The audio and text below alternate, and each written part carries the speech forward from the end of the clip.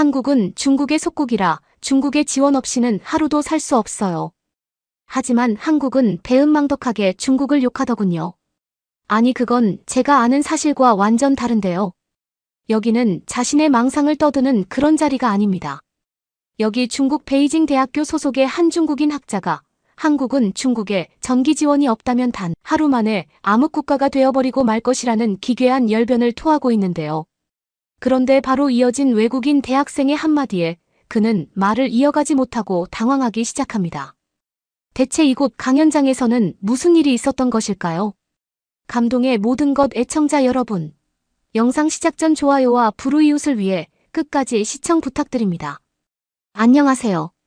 저는 현재 미국의 콜롬비아 대학교에 재학 중인 페리스라고 합니다. 기술의 나라 미국에서 태어난 미국인답게 저는 현재 전기전자학을 전공 후 교수님을 따라 전문 강의 지식을 취득 후 곧 졸업을 앞두고 있는데요. 교수님께서는 마지막 졸업과제로 저에게 직접 학생들을 대상으로 강의를 진행해보라는 일종의 마지막 숙제를 내주셨고, 저는 최근 큰 이슈가 되고 있는 폭설과 도시정전에 관한 강의 내용을 준비하게 되었습니다. 특히 저는 현재 전 세계에서 단위 면적당 전기 사용량이 가장 많지만 정전 발생 사고가 가장 낮은 한국의 놀라운 점을 강의 주제로 삼았고, 한국에 관한 조사를 해나가면 해나갈수록 굉장히 대단한 최선진국의 나라라는 것을 알 수 있었는데요. 그렇게 선진국 한국의 전기 제어 방식과 인프라에 대한 추가 조사를 마쳐나가던 저는 뜬금없이 교수님께 매우 이상한 제안을 받고 말았습니다. 교수님께서는 제 강의가 다른 초청 교수들을 통해 채점될 수 있다고 하시면서 뜬금없이 공개 강의를 요청하셨고, 저는 어쩔 수 없이 그 주장을 받아들일 수밖에 없었던 것인데요. 그렇게 저희 대학교 학생들을 대상으로 첫 강의를 진행하던 날 저는 매우 기괴한 장면을 마주하고 말았습니다. 그곳에는 난생 처음 보는 얼굴의 중국인 학자들이 한쪽 테이블에 자리를 잡고 앉아 있었고, 저를 매우 못마땅하다는 표정으로 바라보고 있었기 때문이죠. 특히 저희 학교에는 중국인 유학생이 그렇게 많이 보이지는 않았는데, 그날은 이상하게도 제 공개 강의에 중국인 유학생들이 꽤 많이 보이기도 했는데요. 그리고 역시나 제가 첫 공개 강의를 시작하자마자 저는 그 중국인 학자들과 학생들의 수준, 낮은 의도를 파악할 수 있었습니다. 현재 한국은 전 세계에서 가장 많은 단위 면적 전기 사용량을 보여주고 있습니다. 하지만 굉장히 놀라운 사실은 그들의 도시 정전 발생 사고 확률이 거의 7% 미만에 가깝다는 놀라운 통계 자료인데요. 이는 비슷한 선진국 국가인 중국과 일본, 그리고 영국과 비교를 하더라도 엄청나게 안전한 수치라고 할 수 있습니다. 특히 현재 1월에 비슷한 폭설 기후를 가진 중국은 정전사고 발생 확률이 80%까지 올라가는 기록적인 통계를 보여주고 있지만, 한국은 중국과 완전히 다른 안전한 도시 전기 인프라를 보여주고 있죠. 겨울철 전기 사용량과 정전 발생 확률은 그 나라의 도시 인프라 기술을 그대로 보여준다고 할 수 있을 정도로 매우 중요한 기준인데, 이 점에서 한국은 다른 나라들과는 비교되지 않는 안전성을 보여줬습니다. 특히나 더욱 놀라운 사실은 한국 대부분의 가구들의 전기온돌이 보급되어 있다는 사실인데요. 놀랍게도 중국과 일본의 경우 각 가구당 전기온돌이 보급되어 있는 보급률 자체가 20%에 불과한다. 한국은 무려 85%에 육박하는 결과를 보여주고 있었습니다. 즉 한국은 그만큼 각 가구당 부유함의 수치가 굉장히 높다고 할 수 있는 것인데요. 실제로 지금 한국은 전 세계가 주목하는 부유한 도시 인프라 시스템을 보여주고 있습니다. 이러한 부분에는 전기뿐만 아니라 수도 그리고 화재 시설 대비에 대한 시스템으로까지 이어지고 있고, 이러한 자료들을 찾아보면 찾아볼수록 그들이 얼마나 대단한 국가인지 그대로 느낄 수 있죠. 특히 한국에 대한 더욱 놀라운 점은 이처럼 폭발적인 전기를 도시에 공급하면서도 전기 사용료가 굉장히 낮다는 점이었습니다. 이는 높은 전기 생산 기술력을 가지고 있으면서도 부유한 나라만의 특권이라고 할 수 있는데요. 실제로 한국과 비슷한 중국은 각 가구당 전기 사용량이 한국의 5분의 1에 불과하지만 부족한 도시 인프라 기술 때문인지 사용료는 더욱 높은 이상한 통계를 보여주고 있죠. 저는 바로 여기서 현재의 선진국을 가르는 새로운 기준이 무엇인지 알 수 있었습니다. 안정화되어 있는 도시 인프라 기술이야말로 선진국의 특권이라고 할 수 있다는 사실을 말이죠. 직설적으로 말하자면 현재 한국은 중국과 일본은 물론 영국조차 따라잡을 수 없는 도시 인프라 기술력을 가지고 있다는 말입니다. 즉 저희 미국도 현재 많이 발생하고 있는 정전사고 발생을 낮추기 위해서는 한국 도시 인프라 기술의 핵심들을 현장 파견을 통해 꾸준히 배워나가야 되는 것이죠. 선진국에 대한 많은 기준이 있겠지만 정전 발생률은 그 나라의 도시 기술을 직접 보여주고 있는 것이기에 우리는 앞으로 한국의 도시 기술에 관심을 두고 그들의 모든 것을 배워나가야 할 것으로 보입니다. 제 말이 끝나기 무섭게 강연장에 있던 한 중국인 학자는 자리에서 벌떡 일어나 저에게 손가락질을 하기 시작했습니다. 그는 뭐가 그렇게 화가 나는지 뜬금없이 직접 강의를 진행한 제 자리까지 나와 마이크까지 뺏어갔고 굉장히 이상한 발언들을 쏟아내기 시작했는데요. 그 중국인 학자는 저에게 지금 한국이 정전이 발생하지 않는 진짜 이유가 무엇인지 전혀 모르냐면서 코웃음을 치기까지 했고 저는 곧바로 강연장 구석에 있던 교수님에게 이 중국인 학자를 처리해달라는 눈빛을 보냈습니다. 하지만 교수님께서는 마치 그 중국인 학자의 편인 듯 아무런 조치를 하지 않으셨고 저는 그 순간 모든 상황이 이상해지고 있다는 사실을 알아차릴 수 있었습니다. 저의 당황함을 눈치챈 것인지 그 중국인 학자는 한국이 정전이 발생하지 않는 이유가 바로 중국이 가난한 한국으로 전기를 직접 실시간으로 기부해주고 있기 때문이라는 황당한 발언과 함께 기술도 없는 후진국 한국이 중국에 전기 기부 없이 어떻게 전기온돌과 전자제품을 사용할 수 있겠냐면서 저를 이상한 사람으로 몰아가더군요. 지금 당신은 후진국 한국이 정말 자체 생산 전기로 지금의 폭설을 견디고 있다고 생각하시나요? 이렇게 지식이 부족한 사람이 조교라니. 미국의 수준은 정말 낮다 못해 한심할 정도네요. 상식적으로 생각해서 물을 사용하는 수도 공급 시스템도 제대로 없는 나라가 바로 한국인데 이런 나라가 어떻게 전기를 마음대로 쓸 수 있겠나요? 상식이 있다면 당연한 결과가 나오지 않습니까? 그리고 아까 자꾸 이와 반대되는 통계 자료로 중국의 정전 발생 확률과 전기 공급에 대한 문제를 지목하셨는데 전부 가난한 중국의 속국인 한국 때문에 벌어진 일입니다. 중국의 속국인 한국이 전기 사용량에 어려움을 겪으니 부모와 같은 저희 중국이 한국 정부로 직접 전기를 지원해주고 있는 거예요. 즉 지금의 중국이 아니라면 한국에 거주하는 한국인들은 편하게 전기를 사용할 수 없다는 말입니다. 어떻게 보면 마음 넓은 부유한 중국과 중국인들이 가난한 한국을 위해 전기를 양보하고 있다는 것으로도 설명되죠. 그렇다면 당연히 한국보다 중국이 부유한 부자 국가 아닌가요? 중국인들은 자신을 직접 희생하면서까지 한국을 자식 돕는 마음으로 도와주고 있는데 이런 통계 자료를 잘못 해석해서 오히려 중국을 공격하다니 당신. 혹시 한국 정부에게 뒷돈을 받은 것 아닙니까? 오늘은 당신의 조교로서 강의 수준을 채점하러 왔지만 한국 정부와의 밀접 관계가 있었는지 먼저 밝혀야 할 것 같네요. 그리고 중국은 전기온돌이 필요 없는 천국과 같은 기후를 가진 나라입니다. 당연히 겨울에도 따뜻한 온도를 보장받는 지리적 특성이 있는 중국에서 태어난 중국인들은 각 가정의 전기온돌을 구매할 필요조차 없고 가만히 있으면 자동으로 자연바람이 전부 열을 식혀주죠. 가난해서 또는 돈이 부족해서 전기온돌을 구매하지 않은 것이 아닙니다. 지금 한국의 대기업에서 생산하고 있는 전기온돌도 이미 중국 기술로 모두 만들어냈다는 사실을 알고 계신가요? 하지만 한국의 대기업들은 이러한 사실을 끝까지 숨기고 오히려 자신들의 매출 수익만을 올리고 있죠. 이미 여기에서부터 중국 정부는 엄청난 배려를 한국에게 보이고 있는 것입니다.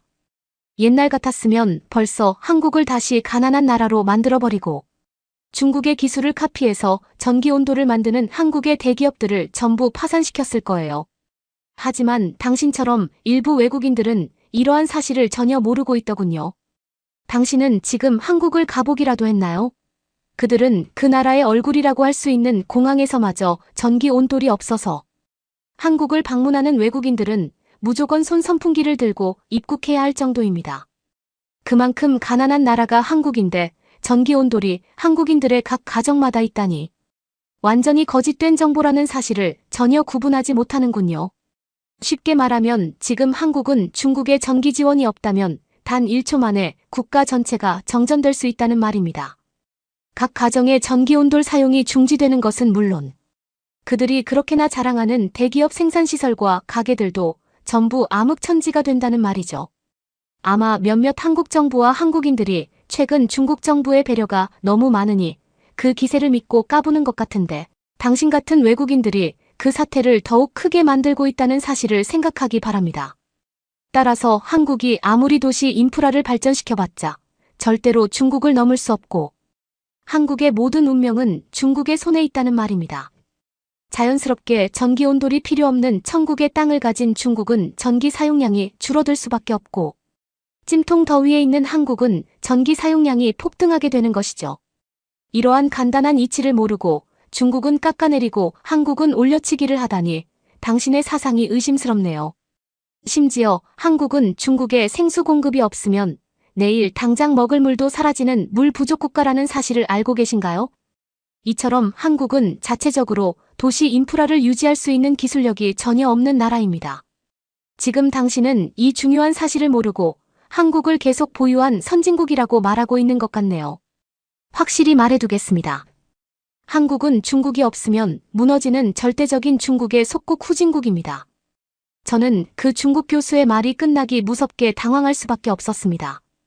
그도 그럴 것이 국가 간의 거리 자체가 떨어져 있는데 어떻게 전기를 지원해준다는 것인지 기술적으로 이해가 되지도 않을 뿐더러 그 중국인 학자는 마치 자신만의 세상에 갇혀있는 듯 중국이 정말 위대한 선진국이라고 굳게 믿고 있는 것 같았거든요. 또한 더욱 놀라웠던 광경은 강연장에 중국인 유학생들이 마치 준비라도 하고 있었다는 듯 그 중국인 학자의 발언이 끝나자마자 박수를 치며 강연장 외국인 학생들의 호응을 유도했다는 사실입니다. 마치 하나에 만들어진 영화처럼 느껴질 정도로 충격적인 장면이었고 저는 뭔가 소름이 돋기도 했는데요. 그런데 바로 그 순간 강연장에 있던 한 외국인 학생이 중국인 학자에게 충격적인 질문을 하기 시작했습니다. 그녀는 자리에서 일어나 어이가 없다는 듯 픽 웃더니 중국인 학자에게 중국에서 전기 온도를 사용해보기는 했냐면서 전기 온도가 몇 도까지 있는지 질문을 건넸는데요. 그런데 이 매우 간단한 질문은 중국인 학자는 당황한 듯 전기 온도를 설정할 수 있었냐면서 중국의 전기 온돌은 그런 것이 아니라는 패닉이 온 듯한 모습을 보이기 시작했습니다. 그리고 이어진 외국인 학생의 반격에 중국인 학자와 강연장에 중국인 유학생들은 그저 입을 다물어버리는 단체 역광광 현상이 나타나고 말았는데요. 중국 교수님에게 질문하고 싶습니다. 당신의 주장대로 중국이 한국에게 전기를 직접 기부하고 있다면 도대체 어떤 기술적 방식으로 전기를 전달하고 있나요? 한국과 중국의 절대적인 거리만 해도 단순한 전기선으로는 전달할 수 없을 정도이며 북한을 통과하는 것이 아니라면 바다를 지나가야 하는 문제점마저 가지고 있습니다. 이러한 황당스러운 이유를 제쳐두고서라도 한국이 중국보다 전기 생산량이 더 높은 나라인데 중국에게 전기를 기부받을 이유가 있을까요? 혹시 이런 간단한 통계 자료조차 지금 전혀 모르고 그런 어처구니 없는 발언을 내뱉으신 것 아닌가요? 심지어 지금 중국의 전기 기술자들은 한국으로 이민을 오거나 유학을 와서 전기관리 기술을 배우고 있다고 알고 있는데 이건 중국 정부의 주도하에 진행되는 국가사업 아닌가요? 이미 교수님의 주장과 다르게 중국 내부에서는 한국의 기술력이 없으면 아무것도 하지 못하는 역설적인 현상이 나타나고 있습니다. 교수님의 주장과는 완전히 반대되는 상황이라고 할 수 있죠. 그리고 아까 뭐라고 하셨죠? 중국은 전기 온돌이 필요 없는 천국의 기후와 영토를 가지고 있다고 하셨는데 당장 지난 1년 중국의 겨울철 평균 온도를 확인해 보도록 하겠습니다. 평균 온도는 영하 20도에 육박하고 있으며 동상 피해자만 270만 명에 달하고 있죠. 하지만 매우 놀라운 것은 그들 모두 야외에서 외부 활동을 하다가 동상 피해를 입은 것이 아닌 자신의 집에서 피해를 입은 사람들이 대부분이라는 사실입니다. 즉 중국의 수도 베이징을 제외한 대다수 외곽 지역 도시의 중국인들은 자신의 집에 전기 온돌이 없어서 추위를 견디지 못해 신체가 얼었다는 말이죠. 만약 교수님의 주장대로 중국이 한국보다 정말 뛰어난 부유 국가였다면 그리고 중국의 전기 공급 기술이 한국보다 높았다면 이런 일이 발생했을까요? 아마 절대 일어나지 않았을 것입니다. 하지만 이와 반대로 지금 한국은 수도인 서울을 제외하고서라도 거의 모든 외곽 도시들에서 똑같은 전기 사용량을 누릴 수 있습니다. 심지어 한국의 가전제품 판매 대기업들은 한국에 있는 소외 가정에까지 직접 무료로 전기 온돌을 전달하고 있죠. 심지어 이들은 해외로까지 퍼져나가 전기 온돌과 공기청정기를 기부하고 사용법을 알려주는 국가 사업도 진행하고 있습니다. 즉 지금의 한국은 전 세계적으로 자신들의 기술력을 바탕으로 하는 선한 영향력을 보여주는 선진국의 모습을 여실히 보여주고 있다는 말인데요. 그리고 지금 교수님께서는 중국 대도시의 변압기들 대부분이 고장나서 버려져 있다는 사실을 전혀 모르시는 것 같네요. 당장 어제만 하더라도 중국은 베이징의 대부분 지역에 전기를 공급하지 못했습니다. 심지어 비상발전기 시스템마저 없어서 그들은 암흑 속에서 일을 했고 전기 온돌마저 제대로 사용하지 못했죠. 만약 한국으로 전기를 줄 수 있는 여유가 있다면 중국인들이나 먼저 챙기는 건 어떨까요? 그래봐야 교수님의 주장대로 한국으로 전기를 보내고 있다는 사실은 거짓말이겠지만 말이에요. 그리고 여기에 더 추가로 정정해드리고 싶은 사실은 바로 중국을 선진국이라고 인정하는 국가는 단 한 군데도 없다는 사실입니다. 전 세계의 그 어떤 나라의 선진국 국민이 길거리에서 옷을 내리고 화장실을 이용하고 월급이 100만 원도 되지 않을 수 있을까요? 심지어 이는 한국과 비교를 해본다면 더욱 적나라한 시민의식과 경제적 수치입니다.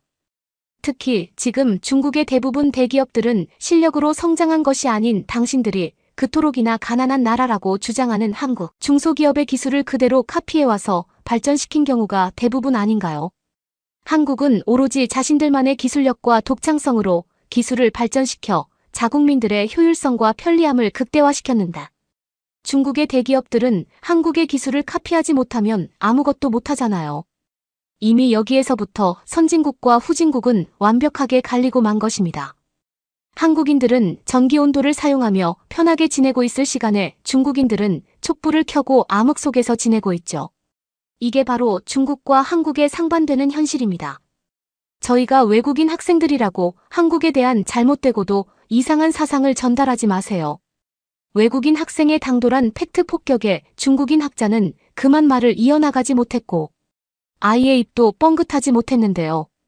심지어 얼마나 당황한 것인지 중국 교수는 식은땀까지 흘리며 그건 사실이 아니라는 말만 횡설수설하기 시작했고 저는 어딘가 모를 통쾌한 감정을 느끼고 말았습니다. 실제로 그 중국 교수 옆에 있던 또 다른 중국의 교수들 또한 외국인 학생의 반박에 제대로 된 해명을 하지 못하고 있었고 이는 중국의 교수들이라는 작자가 얼마나 수준 낮은 실력으로 교수가 되었고 중국 정부의 뒷돈을 받고 이런 선동작전을 하고 있는 것인지 완벽하게 들통나버린 순간이었죠. 그런데 중국인들의 기괴한 만행은 여기서 그치지 않았는데요. 중국 교수가 맥없이 무너져 내리자 바로 그때부터 강연장에 있던 또 다른 중국인 유학생들이 날뛰기 시작했기 때문입니다. 그들은 이제서야 한국에 대한 악감정이 있다는 본심을 완벽히 드러내기라도 한 듯 한국인들의 폭발적인 전기, 온돌 사용 때문에 전 세계 대기오염이 심해지고 있다는 기괴한 주장을 하더군요. 전문적인 대학 수업을 받은 중국인 유학생들의 수준이 겨우 이 정도라니. 저는 그들이 왜 그렇게나 한국에 열등감을 보이고 이렇게까지 하는지 이해가 되지 않았습니다. 그리고 역시나 그 중국인 유학생이 입을 열자마자 강연장의 학생들은 환경오염을 제일 많이 하고 있는 나라는 바로 중국인데 대체 무슨 한국 이야기를 하는 것이냐며 일제히 야유를 보내기 시작하더군요. 저희 중국인들은 세계의 환경오염을 생각해서 전기온돌을 사용하지 않는 것입니다. 그런데 한국은 지금 전기온돌을 엄청나게 사용하면서 환경을 오염시키고 있어요. 다들 이런 이유는 전혀 생각하지 않으시는 걸 보니 마치 한국인들의 선동정보에 전부 세뇌당한 것으로 보이네요. 중국은 누가 보더라도 한국보다 부유한 국가인데 전기온돌이 없다는 것이 말이 되지 않습니다. 제가 중국인이라서가 아니라 중국에 가보면 전기온돌은 아예 팔리지도 않을 정도로 이미 모든 중국인이 전기온돌을 가지고 있는 상태예요. 하지만 중국인들은 환경을 너무나 생각하는 따뜻한 마음을 가진 나머지 가전제품을 그렇게 많이 사용하지는 않습니다. 하지만 한국인들은 역시나 가난한 후진국 사람들답게 아무런 거리낌 없이 전기를 사용하며 환경을 오염시키고 있죠. 당연히 선진국이라면 전 세계의 대기오염과 환경을 생각하는 게 당연한 계획 아닐까요? 당신들의 주장대로면 지금 중국이 한국보다 가난하다는 주장인데 그게 말이 된다고 생각하십니까? 지금 한국은 학교라는 시설마저 없어서 저희 중국으로 미래의 청소년 한국인들을 보내주고 있는데 이런 상황은 전혀 모르고 중국은 깎아내리고 한국은 올려치기 하다니 다들 한국이 중국의 속국이라는 사실은 잊으신 것 같네요. 심지어 지금 중국인들은 환경을 생각해서 물마저 엄청나게 아껴 쓰는데 도시 인프라를 마음대로 사용하면서 환경을 오염시키는 한국을 욕해야 정상 아닌가요? 여기 있는 교수와 모든 학생분들이 이상하다는 생각이 듭니다. 혹시 당신들의 부모가 모두 한국인인가요? 뜬금없이 나타난 중국인 유학생은 진정으로 환경을 생각해서 물과 전기 사용을 아끼는 중국인들이야말로 선진국 중에 선진국이라며 웃음 참지 못할 발언들을 이어나갔습니다. 심지어 중국 학생은 중국이 한국보다 가난한 이유를 말로만 하지 말고 증거를 가져오라며 길길이 날뛰었고 저는 그 광경을 그냥 보고 있을 수만은 없었는데요. 조곤조곤 이야기해도 들어줄까 말까인데 또다시 한국인들이 환경오염을 시키고 있다는 이상한 주장을 하다니 저는 끓어오르는 분노를 참을 수 없었기 때문입니다. 그리고 역시나 제가 입을 열자마자 그 중국인 유학생들은 하나같이 입을 다무는 모습을 보이는 것이 전부였는데요. 지금 전 세계에서 가장 환경을 많이 오염시키고 있는 나라는 바로 중국 아닌가요? 23년도 영국 환경청이 발표한 통계 자료만 보더라도 중국의 대기오염은 압도적인 1위를 기록했고 인근 다른 국가로까지 이러한 대기오염 피해가 번져나갔습니다. 심지어 불과 1년 전만 하더라도 당신들은 제대로 된 식습관 문화를 바로잡지 못해 엄청난 바이러스를 퍼뜨리지 않았나요? 바로 그때 전 세계의 모든 국가들은 중국 때문에 엄청난 경제적 피해와 인적 피해를 입었습니다. 하지만 한국은 그때에도 각 나라에 자신들의 의료기술을 알려주며 바이러스를 안정화하는데 크게 이바지했고 이는 유엔마저도 극찬을 보내는 상황으로까지 이어졌죠. 심지어 중국인 학생의 주장과 다르게 지금 한국은 친환경 정책을 위해 대부분의 지상버스들이 전기버스로 교체를 진행한 상태입니다. 그리고 그 결과로 버스 매연의 발생률은 극히 낮아지고 있죠. 하지만 중국은 아직도 지상버스들에서 독한 매연이 뿜어져 나오고 있습니다. 전기차를 자체적으로 생산해내는 기술을 가진 한국과 다르게 중국은 아무런 친환경 전기 기술력을 가지고 있지 않기 때문인데요. 어떤가요? 중국 유학생의 주장과 다르게 오히려 환경오염은 중국이 더 심하게 하고 있는 상황 아닌가요? 한국은 애초부터 친환경적으로 도시 인프라 기술력이 향상해왔으며 이는 가히 독보적일 정도로 전 세계의 새로운 기준이 되어주고 있습니다. 21세기에 가장 모범이 되는 선진국이라고 할 수 있을 정도로 그들의 친환경 도시 정책은 혀를 내두를 기술력을 보여주고 있죠. 한국이 거의 모든 도시 인프라 정책에서 성공적인 사례로 언급되고 있는 건 그럴 만한 이유가 전부 있는 것입니다. 이제부터라도 몰상식한 당신과 같은 중국인들은 한국이 진정한 선진국이라는 사실을 깨닫고 정신을 차리시길 바랍니다. 혹시나 나중에 중국의 참혹한 진실을 알게 되더라도 한국으로 이민을 갈 생각을 하지는 마세요. 중국인들이 도망친 곳에는 천국이 없으니까요. 구독과 좋아요 부탁드리며 사연자분께 전해드릴 댓글도 남겨주시면 전달해드리겠습니다. 그러면 더욱 감동적인 다음 사연으로 넘어가겠습니다. 오늘의 사연은 얼마 전 한국을 방문했다가 눈앞이 깜깜해질 정도로 무서운 일을 겪었다는 한 여성이 전해온 사연입니다. 그 사건을 겪은 그날 이후 그녀는 생각한 것들이 모두 다 무너뜨려져 버렸다고 이야기합니다. 그리고 또 사연자는 한국에 온 이후 익숙했던 것들이 모두 낯설어져 버렸다며 이젠 다시 자신은 예전의 모습으로 돌아갈 수 없다며 이게 다 한국 때문이라고 한국 탓만을 하고 있다고 하는데요. 과연 그녀가 이렇게 한국 때문이라고 말하는 까닭은 무엇인 걸까요? 안녕하세요. 저는 레아라고 해요. 현재 20살이고 지금 메이크업 회사에서 일을 하며 메이크업을 배우고 밤에는 투잡을 뛰며 생활을 하고 있는 통통 튀는 20대입니다. 캐나다 출신이고 한국에 온 지는 이제 1년 가까이 돼가는 것 같아요. 아직 한국어는 너무 서툴고 어렵지만 그래도 어느 정도 어려운 단어만 아니면 꽤 잘 알아듣는 것 같아요. 왜 메이크업을 하면서 여자들은 수다를 많이 떨거든요. 그러면서 자연스럽게 귀가 많이 트이게 된 것 같아요. 아, 저의 투잡은 뭐냐고요? 그건 뒤에서 말씀드릴게요. 우선 첫 번째 직업부터 이야기 드리고요. 제가 메이크업이라는 직업을 꿈으로 삼은 이유는 간단해요. 메이크업은 정말 흥미로운 일이잖아요. 사람을 아무런 의학적인 도움 없이도 다양한 모습으로 바꿀 수 있으니까요. 저는 메이크업이 정말 마법이라고 생각해요. 세상에 마법이 없다고들 하지만 화장을 잘하는 사람들을 보면 그런 소리는 아마 못하실걸요. 마법에 가까울 테니까 말이에요. 제가 사실 메이크업을 좋아하게 된 계기는 좀 특별한 이유가 있어요. 저는 유난히 탈이 잘 나고 빈혈도 심했으며 특히 피부에 문제가 있는 아이였어요. 아토피가 태어날 때부터 심각해서 남들이 먹는 것보다 더 가려서 음식을 먹어야 했고 어릴 때 잘 모르고 잘 때 손톱으로 긁은 상처가 얼굴에 군데군데 남아 있었죠. 그걸 지우고 싶었어요. 하지만 너무 어려 아직 수술은 이르다는 답변만 돌아왔죠. 중학생이 되면서 예민한 사춘기에 접어들었고 저는 흉터가 더 싫어졌습니다. 제 얼굴을 보는 게 흉측해졌는데도 부모님은 괜찮다고 다독여주시기만 할 뿐이었어요. 실제로 제 마음은 전혀 괜찮지 않았는데도 말이죠. 그러다 우연히 메이크업으로 제 상처를 가려보면서 점점 자신감이 생기게 됐어요. 그때 저는 알았죠. 메이크업이 단순한 화장이 아니라는 걸 말이에요. 부모님은 제가 미술에 소질이 있다며 미술을 하길 권하셨어요. 생각해보면 어릴 때부터 저도 참 미술을 좋아했거든요. 특히 공주 옷에 색칠을 하는 게 아주 흥미로웠죠.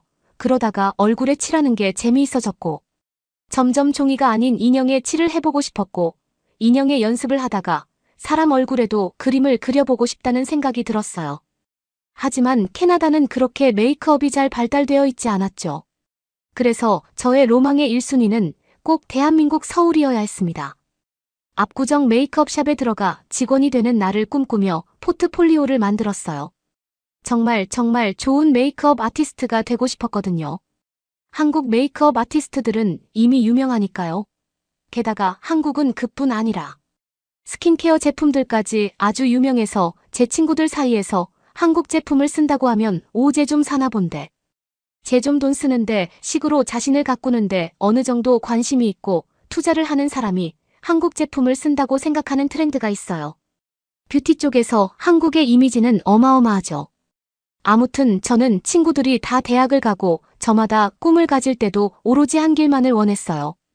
그건 바로 한국행이요. 그런데 제 친구들은 어리석은 거라고 한국 사람들은 들었는데 얼마나 계산적인지 아냐고 한국 사람들이 이기적이며 빠른 것만 좋아하고 너무 바쁜 삶을 사느라 저처럼 잘 모르는 사람들을 배려해 줄 것 같냐는 비관적인 말들 뿐이었어요. 그래서 한국에 가는 것보다는 우리나라에서 괜찮은 곳에 취업해 사는 게 앞으로의 인생에 도움이 될 거라는 이야기만 늘어놓았어요. 제 친구들도 K-팝 팬이 많았지만 한국으로 가서 사는 것에 대해서는 두려움이 있었거든요. 한국은 캐나다에 비해서 딱 봐도 너무 잘 살아 보이고 최첨단이어 보였거든요. 제가 태어난 동네는 도시이긴 했지만 뭐 서울에 비해서는 도시라고 표현하기 애매한 곳이었죠. 제가 자란 동네는 강변에 자리 잡고 있어서 중세의 분위기를 간직하고 있는 아주 아름다운 곳이었어요. 건축물도 고풍스럽고 아름다운 자연 경관이 있어서 예술가들이나 작가들에게 영감을 주는 풍경으로 유명해서 예술을 하는 많은 사람들이 찾는 곳이었거든요. 우리 동네는 주로 관광이나 예술 활동에 중점을 두는 곳이라 저의 친언니도 미술을 전공했어요. 그래서 어릴 적부터 저도 채색을 하며 시간을 보내곤 했죠.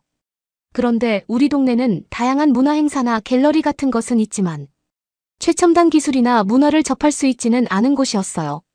학교도 그리 많지 않아서 친구들도 언니도 우리 마을을 떠나 다른 도시로 학교를 가야 했으니까요. 저희 부모님은 작은 소품 가게를 운영하셨는데 이런 꿈을 가지고 있는 저를 보면서 참 허황된 꿈을 꾼다며 혀를 끌끌 차곤 하셨죠. 그래도 저는 결코 꿈을 포기할 수는 없었습니다. 경제적으로 지원을 받지 않으면서 한국을 갈 수 있는 방법은 독학으로 한국에 대해 공부하는 방법이었어요. 그나마 유튜브를 보며 한국의 문화에 대해 익혔고 특히 한국 사람들의 화장법에 대해 익히며 저 나름대로 한국을 잘 이해한다고 생각했어요. 그리고 캐나다에 무료로 한국어 수강을 해주는 곳이 있었는데 운 좋게 제가 들어갈 수 있게 돼서 간단한 기초 대화 정도는 습득할 수 있었죠. 부모님은 고등학교가 돼서도 대학을 가기 위해 공부하기보다는 한국을 가기 위해 준비하는 저를 못마땅하게 여기셨어요. 답답해하셨죠. 언니는 탄탄대로로 성장하는 데 반해 저는 부모님의 기대와 반대로 간다고 생각하셨으니까요. 그러던 어느 날 우리나라에서 메이크업 대회가 열렸습니다. 메이크업 대회를 학원을 다니지 않고서 혼자 준비하는 일은 정말 힘들긴 했지만 그래도 나름 집에서 최선을 다해 공부했기 때문에 기본기는 탄탄했습니다. 메이크업의 기본이었던 기본적인 피부 준비 컨투어링이나 기법을 숙지하는 문제에 대해서는 이론으로 완벽히 숙지했고 피부학이나 색채학은 책을 구매해 집에서 연습을 해보며 익혔습니다. 메이크업을 하기 위해서는 최신 메이크업 트렌드를 지속적으로 연구하고 그걸 저만의 스타일로 해석하는 게 중요한다. 모든 메이크업의 최신 트렌드는 거의 한국에 맞춰져 있었죠. 예전에는 할리우드 스타들의 메이크업을 따라간다고 봤다면 이제는 한국 스타일을 오히려 미국 스타일에 맞춰 재해석해 사용할 정도였으니까요. 저는 한국식 스타일을 기반으로 한 포트폴리오를 준비했어요. 그래서 친구들에게 양해를 구해 친구들의 얼굴에 다양한 스타일의 메이크업 작업을 통해 사진으로 남겨 포트폴리오를 작성하게 됐죠. 대회에 나간 날 아쉽게도 본선에서 저는 떨어지고 말았습니다. 그럴 수밖에 없었어요. 거긴 그들만의 리그였거든요. 그리고 무엇보다 저는 사람이 많으면 갑자기 머리가 핑 돌면서 약간 공황장애 같은 게 있어서 손이 떨려 아무것도 못하고 굳어버리게 되더라고요. 결국 그렇게 저는 탈락하게 되었습니다. 아쉬운 마음으로 집에 돌아가려고 할 때 한 분이 저에게 말을 걸었습니다. 그분은 한국분이었어요. 그분을 보자마자 제가 유튜브에서 봤던 유명한 한국 메이크업 회사의 소속인 걸 알았죠. 그분은 저의 포트폴리오가 인상적이었다며 한국에 오게 되면 한번 들리겠냐며 명함을 건네주셨습니다. 세상을 다 얻은 것 같은 기분이었어요. 그분께서는 저에게 다 좋은데 실전이 없다 보니 시간 관리가 안 되는 것 같고 다른 사람들로부터의 피드백을 받지 못하는 문제에 부딪히는 것 같아 아쉽다며 어렵겠지만 혹시나 한국에 올 기회가 있다면 언제든지 들리라고 말씀해 주셨습니다. 저는 이 기쁜 소식을 안고 집으로 달려갔어요. 어머니에게 명함을 건네자마자 어머니는 그 명함을 박박 찢어버리셨습니다. 너 진짜 정신 안 차릴래? 내가 한국에 가서 뭘 하게 거긴 위험해. 너 같은 어린 여자. 혼자서는 더욱더 절대 안 된다. 알겠니? 그날 방에서 꼼짝도 안 하고 틀어박혀 내내 울기만 했습니다. 그러곤 결심했죠. 제 결정이 틀리지 않았음을 증명해 내보이겠다고 말이에요. 저는 한국을 갈 준비를 해야 했어요. 부모님의 손을 벌리지 않고 한국을 갈 비행기 표와 가서 지낼 생활비를 마련해야 했죠. 어머니에게 20살이 넘었으니 아르바이트를 하겠다며 근처 미술관에서 아르바이트를 하고 주말에는 예술관에서 사람들 얼굴에 페인팅을 해주는 아르바이트를 하며 하루도 쉬지 않고 돈을 모았습니다. 그러면서 한국에 갈 준비를 위해 커뮤니티에 들어가 한국을 가는 과정에 대해 묻고 또 물었죠. 그러다 저보다 3살 많았던 피오르가 캐나다 출신으로 한국에서 현재 회사를 다니고 있다는 걸 알게 됐어요. 피오르는 현재는 울산에 머물고 있는데 곧 서울로 갈 예정이라 룸메이트를 찾고 있다고 했죠. 저는 2달 정도만 있으면 돈을 다 모을 수 있을 것 같다며 조금만 기다려 달라고 한 채 그렇게 피오르와 함께 살 미래를 계획했습니다. 비행기 표도 끊었고 드디어 한국에 갈 준비를 다 마쳤어요. 저녁 시간 부모님에게 저는 통보하듯 말해버렸습니다. 너는 몸도 안 좋은 데 가서 무슨 일이라도 생기면 어쩌려 그러니. 내가 생각이라는 게 있는 애긴 하니 부모님은 완강하셨습니다. 저는 거기서 제 뜻을 굽힐 수는 없었습니다. 다 반대하고 아니라고 하시지만 아닌지 맞는지 제가 직접 경험해보고 싶어요. 그렇게 모두가 반대하는 한국행 비행기에 오르게 됐어요. 부모님이 공항까지 데려다 주시긴 했지만 걱정뿐이셨죠. 공항으로 가는 내내 차 안에서 한숨 소리로 가득 채웠으니까요. 언니는 저에게 너 진짜 철없다. 너 때문에 부모님도 모두가 걱정만 하잖아. 매일 쓰디쓴 말을 들으면서 이렇게 제 꿈 하나 이루겠다고 한국으로 가는 게 맞나 싶은 생각도 들었지만 그래도 해보기도 전에 포기할 수는 없다고 생각했습니다. 긴 비행 시간을 마쳤어요. 처음으로 우리나라를 떠나 다른 나라로 가는 거였는데 꽤나 쉽지 않다는 생각이 들긴 하더라고요. 게다가 저는 싼 항공편을 찾다 보니 갈아타고 여러 항공사를 거쳐야 했습니다. 직항은 너무 비쌌으니까요. 공항에 내리면 피오르가 서 있을 거라고 말해서 저는 처음 피오르를 보는 설렘도 있었고 서울에 곧 도착할 수 있다는 설렘으로 힘차게 한국으로의 첫 발을 내디뎠습니다. 한국에 도착하고 나니 가장 첫 느낌이 뭐였는지 아세요? 그건 바로 냄새였어요. 신기하게도 냄새가 전혀 달랐죠. 공기가 전혀 다른 느낌이 들었습니다. 상쾌하고 뭔가 상당히 쾌적하다는 생각이 들었어요. 유튜브에서 본 대로 절차에 실수 하나 없이 한국에서의 수속을 마쳤습니다. 역시 봐온 대로 사람들 말처럼 한국에서의 수속은 놀라울 정도로 빠르더군요. 다른 나라에 가본 적은 없지만 여러 공항을 경유하고 우리나라 공항에서 탈 때도 이렇게 빠른 속도로 들어오질 못했는데 오히려 외국인인 제가 나오는 게 이렇게 간편하고 편리하다니 신기하고 신이 나기 시작했습니다. 부모님에 대한 걱정도 물론 있었지만 제가 더 잘해내는 게 그들을 위해 할 수 있는 최선이라는 생각이 있었습니다. 자동문이 열리고 제 이름이 쓰여 있는 종이를 보니 그녀가 분명했어요. 저는 외쳤죠. 피오르. 피오르도 반갑게 저를 맞아줬습니다. 저는 피오르에게 한국 공항 진짜 미친 것 같다고 신나서 마구 떠들었어요. 그러자 피오르는 한국은 아직 놀라기엔 멀었다며 저희 짐을 들어 도와주더라고요.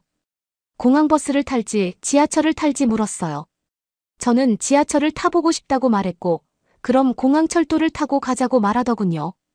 공항철도를 타기 위해 바로 이어진 역으로 향했습니다. 피오르는 가는 직통열차가 있다고 했어요. 에스컬레이터를 타고 내려가면서 엄청 큰 공항 규모에 두리번거렸던 것 같아요.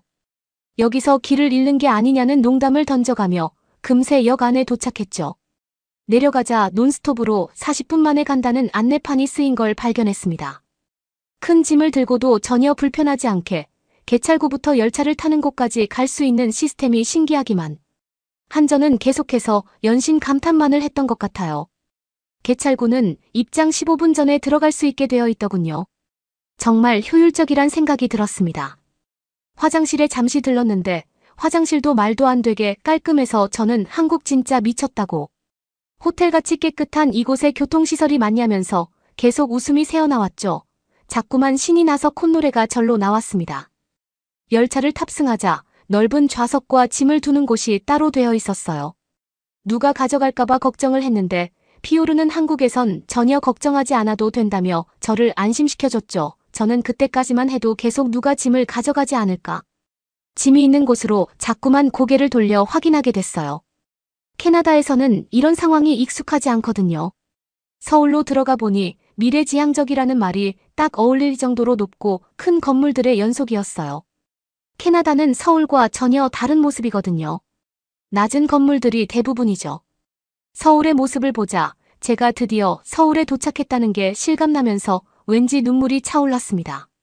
모두가 안 된다고 했던 일에 한 발 다가선 기분이었으니까요. 우리 둘이 지내기로 한 곳은 서울역에서 가까운 곳에 위치한 오피스텔이었습니다. 방이 작긴 했어도 정말 아름답고 완벽한 숙소였죠. 바로 앞에는 소방서와 경찰서도 보여서 그게 마치 저희를 지켜주는 것 같은 기분이 들었어요. 며칠은 피오르가 함께 서울을 구경시켜주며 버스카드를 사용하는 방법과 지하철을 쉽게 타는 방법, 지도를 찾고 찾아가는 방법 등을 알려줬습니다. 특히 필요한 건 바로 새벽 배송이라는 걸 통해시키는데 말도 안 되게 주문한 지 불과 몇 시간 만에 도착하는 모습을 보고서는 제가 지금 미래에 와 있는 게 아닌가 하는 착각이 들 정도로 흥분됐어요. 피오르가 출근을 하기로 한 날이 다가왔고 저도 이제 저희 포트폴리오를 들고 청담역을 찾아가게 된 날이 되었습니다.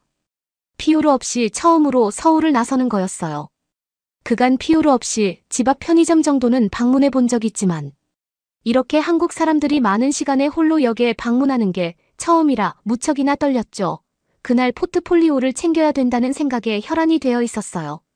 면접도 봐야 하기 때문에 피오르와 한국어로 연습하고 또 연습을 매진하느라 어제 점심 이후로 아무것도 먹지 못했어요.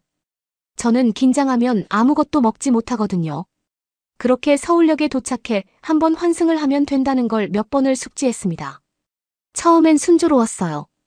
그나마 다행인 건 인터넷이 끊길 걱정이 없으니 계속해서 모르면 검색해 볼 수 있어서 다행이었죠. 손에서 휴대폰을 놓지 않으며 동대문 역사문화공원에서 한번 갈아타고 건대 입구역으로 향했습니다. 한국 지하철은 정말 타면서도 탄성을 부를 만큼 좋더군요. 너클 놓으며 건대 입구 내부를 살피고 있는데 갑자기 노랫소리가 들리더니 지하철이 들어왔습니다. 저는 계단 앞에 있었는데 사람들이 열차에서 내리곤 우르르 갑자기 물밀듯 튀어나왔어요. 그러곤 제가 있는 계단으로 동시에 몰려왔죠. 순간 겁이 났습니다. 무서웠어요. 순간 핑 또 머리가 돌았습니다. 사람이 갑자기 많아지니 생긴 증상이란 걸 알았죠. 난간을 잡고 버티려는데 포트폴리오가 떨어지는 걸 주우려다가 저도 모르게 그대로 정신을 잃고 쓰러지고 말았습니다. 그 뒤로는 기억이 잘 나지 않아요. 대신 쓰러지는 그 잠깐의 사이야 거의 다 왔는데 이럴 순 없어 제발 제 발 속으로 기도를 했던 것 같아요. 부모님의 얼굴도 스쳐 지나갔죠. 걱정 어린 어머니의 눈빛 손을 잡아주던 아버지의 얼굴이 모두 다 떠올랐습니다. 유럽권에서는 여자 혼자 이런 공간에 쓰러지게 된다는 건 어떤 의미인지 익히 들어 알고 있었거든요. 정말 운이 좋은 경우가 가진 걸 다 탈탈 털리고 몸은 무사한 경우라고 볼 수 있죠. 저는 제발 몸은 무사하기를 포트폴리오도 무사하기를 그 와중에 그런 마음이 들었습니다. 그러고 잠시 모든 것이 깜깜해졌습니다. 그렇게 얼마나 지났을까요? 눈을 살짝 떠봤는데 깜깜한 곳에 아무도 없었습니다. 정말 무서웠어요. 모두의 말이 맞았어. 나는 결국 이렇게 되는구나. 아찔한 순간이었습니다. 눈물이 새어나와 울기 시작했어요. 그런데 우는 저희 소리를 들었는지 누가 문을 확 열더군요. 저는 너무 놀라 몸을 웅크리고 제발 살려달라고 두 손으로 빌기 시작했습니다. 그러자 문을 연 사람은 지하철 역무원으로 보이는 사람이었죠. 그 옆에 한국인 3명이 있었습니다.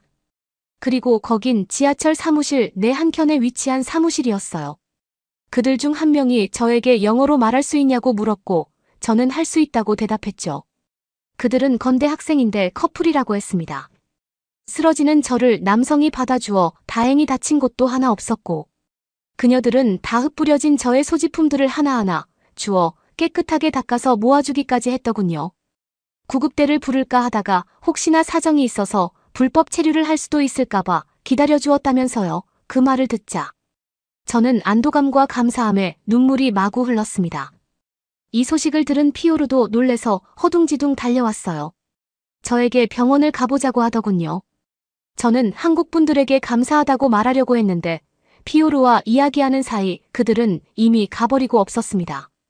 저는 그분들의 연락처라도 달라고 말씀드렸고 그건 개인정보라 추후 문제가 발생하게 되면 알려줄 수밖에 없다고 하셨죠. 피오르는 어떻게 된 일이냐며 제가 쓰러질 뻔했던 곳에 함께 가봤는데요. 그곳은 정말 가파르고 대리석으로 되어 있어서 그들의 도움이 없었더라면 저는 뇌진탕이나 큰일이 정말 생겼을 수도 있었을 거라며 아찔해했습니다. 결국 피오르와 저는 한국 병원에 가서 다른 문제가 없는지 남은 검사를 받았습니다. 면접을 가기로 한 회사에는 사정을 설명드렸고 다음에 가기로 말씀드렸죠. 한국의 병원에서도 역시나 말도 안 되는 속도로 검사도 하더니 결과까지 나오더군요. 그러더니 외국인 전용 서비스로 저에게 설명까지 해주셨습니다. 빈혈 증세가 심각하고 공황장애가 있는 것 같으니 꼭 나중에 병원에 내원해보라고 제안해 주셨죠. 그러면서 간호사 선생님은 저에게 다른 나라에 와서 많이 놀랐겠다면서 진심으로 걱정까지 해주셨습니다. 그제야 저는 제 소지품들을 하나씩 다 확인해 볼 수 있었습니다. 혹시 몰라 지갑에 현금도 많이 뽑아들고 있었는데 단 하나도 사라지지 않았고 먼지까지 다 털어놓은 걸 보고선 감동의 눈물이 흘렀습니다. 제가 이렇게 감동을 한 이유는 특별한 사연이 있긴 했어요. 예전에 저희 가족이 처음으로 여행을 갔던 적이 있었어요. 캐나다에 위치한 퀘벡이라는 곳인데 하이킹과 산악자전거, 그리고 겨울에는 겨울 스포츠를 즐기는 곳으로 유명한 캐나다의 대표적인 여행지예요. 캐나다 사람들은 가족과 함께 시간을 보내는 것을 상당히 중요하게 여겨서 부모님은 가족여행에는 돈을 전혀 아끼지 않으셨거든요. 그리고 무엇보다 캐나다는 현금을 많이 써서 그때 상당한 현금을 인출해서 갔었죠. 그때 저는 고등학생이었고 언니는 대학교 겨울방학이었죠. 그때는 겨울이라 우리 가족은 다 같이 레저를 즐기고 사우나를 즐기기 위해 가려고 했습니다. 언니는 새로 산 아이패드와 제 휴대폰 그리고 저희의 전 재산이 있던 현금 모두 다 캐비닛에 보관하고 어머니는 불안하시다며 현금 중 일부는 가지고 타셨죠.